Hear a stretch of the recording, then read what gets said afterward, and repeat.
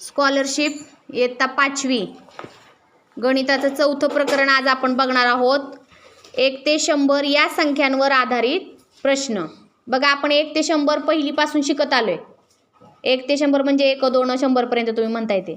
तर त्या गणितावर डीपमध्ये प्रश्न आपल्याला ह्या प्रकरणामध्ये अभ्यासायचे. तर सगळ्यांनी बोट ठेवा पुस्तकात म्हणजे तुम्हाला लक्षात येईल.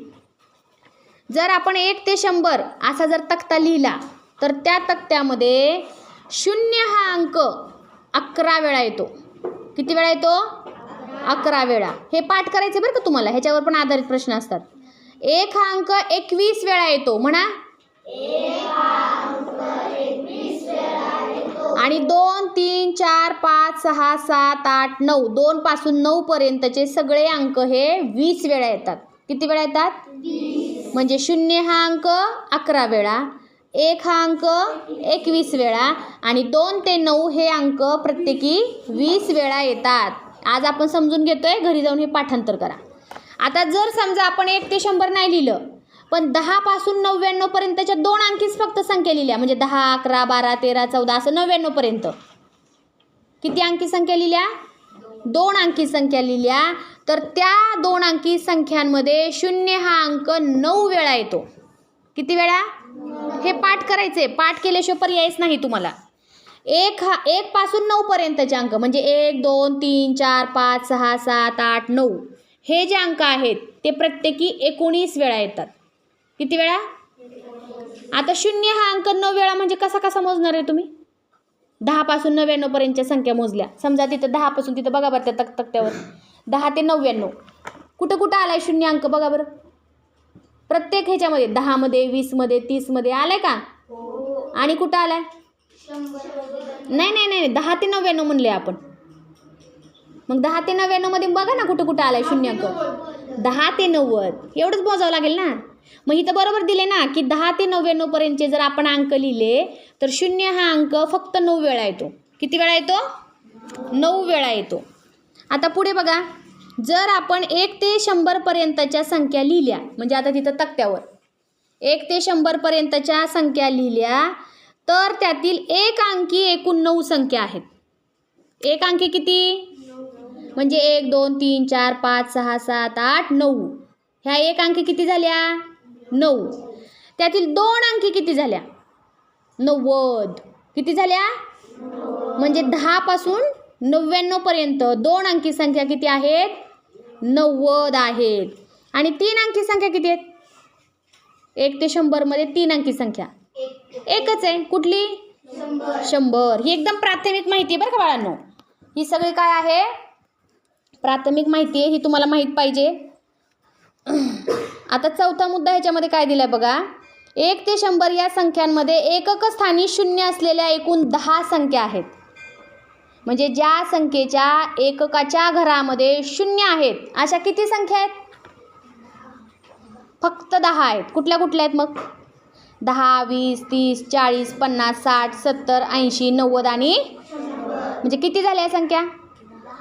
कुठल्या आहेत त्या 10 संख्या? ज्या संख्येच्या एककाच्या घरात 0 आहे अशा 1 ते 100 मध्ये 10 संख्या आहेत. हे पाठ करायचे हा राजांनो. 5वा मुद्दा बघा आता काय दिलेला आहे. एकक स्थानी 1 ते 9 यांपैकी कोणताही एक अंक असलेल्या एकूण 10 संख्या आहेत. म्हणजे एककाच्या घरात 1 असेल किंवा एककाच्या घरात 2 असेल किंवा एककाच्या घरात 3 असेल अशा एकूण किती संख्या आहेत? 10. पुढचा 6वा मुद्दा बघा. बोट ठेवा खाली, मुद्द्यावर बोट ठेवा म्हणजे तुमच्या लक्षात येते आपण कुठं चाललोय ते. 1 ते 100 या संख्येमध्ये दशक व एकक स्थानी समान अंक असणाऱ्या 9 संख्या आहेत. म्हणजे कुठल्या रे? दशकाच्या घरात पण तोच अंक आहे आणि एककाच्या घरात पण तोच अंक आहे. म्हणजे कुठल्या असतील त्या? 11, 22, 33, 44, 55, 66, 77, 88 आणि 99. किती झाले टोटल? 9 संख्या आहेत. म्हणजे 1 ते 100 मध्ये एककाच्या आणि दशकाच्या घरात समान अंक असणाऱ्या किती संख्या आहेत? 9. त्या कोणत्या आहेत कळलं का? ठीक आहे. पुढचा मुद्दा बघा 7वा. 12च्या पटीतील 8 संख्या आहेत. 12च्या पटीतल्या संख्या कुठल्या कुठल्या आहेत मग? 12 पासून बघा ना, मोजत जावा. 12, 24, त्याच्यानंतर 8 संख्या मोजायच्या त्याच्यातल्या, म्हणजे 12चा पाडाच म्हणायचं डायरेक्ट. 12, 24, 36, 48, बरोबर का? मोजा पुढं अजून 60, अजून 72 आणि 84 आणि शेवटची 96. म्हणजे 12च्या पटीतल्या 1 ते 100 मध्ये किती संख्या आहेत? 12च्या पटीतल्या 8 आणि 13च्या पटीतल्या 7, म्हणजे 13चा पाडाच म्हणत जायचं. आणि त्या पाड्यात 13 7 ते 91. 91 पर्यंतच्या संख्या आहेत की नाही? 13 पासून 91 पर्यंत त्या झाल्या 13च्या पटीतल्या. किती आहेत? 7. तेच आपल्याला या मुद्द्यामध्ये दिले. 8वा मुद्दा बघा. 1 ते 100 पर्यंतच्या संख्यांमध्ये 50 सम आणि 50 विषम संख्या आहेत. समसंख्या किती? 50 आणि विषम संख्या किती? 1 ते 100 मध्ये. पण 10 ते 99 या दोन अंकी म्हणजे 10 पासून 99 पर्यंत जर लिहिल्या तर समसंख्या किती? 45 आणि विषम संख्या किती? 45. मग ह्या ज्या वरच्या कट झाल्या 5-5 त्या कुठल्या रे? ते 1 ते 9 पर्यंतच्या संख्या गाळल्या बघा आणि 100 गाळली, बरोबर का? मग इकडच्या 5 कमी झाल्या आणि तिकडच्या 5 कमी झाल्या. म्हणून 2 अंकी संख्या ज्या आहेत 10 ते 99 यांच्यामधल्या सम 45 आहेत आणि विषम 45 आहेत.